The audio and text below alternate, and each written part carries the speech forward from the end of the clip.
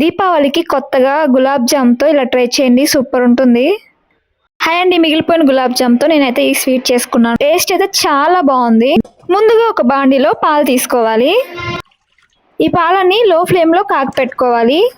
లో ఫ్లేమ్‌లో కాగపెట్టుకుంటూ ఒకసారి పొంగొచ్చిన తర్వాత ఇందులో కండెన్స్డ్ మిల్క్ యాడ్ చేసుకోవాలి. నేను ఇక్కడ స్వీట్ బదులుగా కండెన్స్డ్ మిల్క్ యాడ్ చేసుకున్నాను. యాలకుల పొడి, అలాగే కొంచెం కుంకుమ పువ్వు కూడా వేసుకొని మరక పెట్టుకోవాలి. ఇవన్నీ వేసుకొని మిక్స్ చేసుకోవాలి.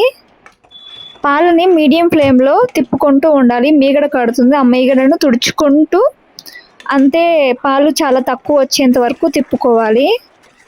మీరు ఈ రెసిపీని గులాబ్ జామ్ లేకపోయినా ట్రై చేయొచ్చు. నేను ఇక్కడ పాల పొడిని కూడా యాడ్ చేసుకున్నాను. ఒక ప్యాకెట్ 10 రూపాయలది. కానీ గులాబ్ జామ్ ఉంటే ఆ టేస్టే వేరు.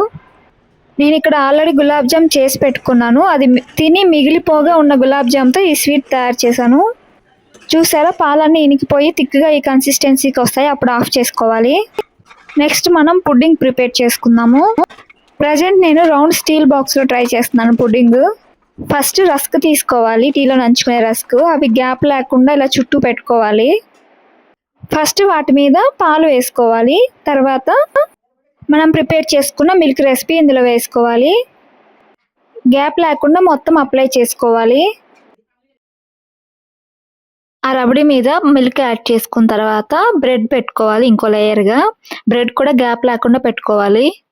బ్రెడ్ గ్యాప్ లేకుండా పెట్టుకున్న తర్వాత మనం ప్రిపేర్ చేసుకున్న కండెన్స్డ్ మిల్క్ రబడి వేసుకున్న తర్వాత మళ్ళీ దాని మీద కేసర్ మిల్క్ యాడ్ చేయాలి.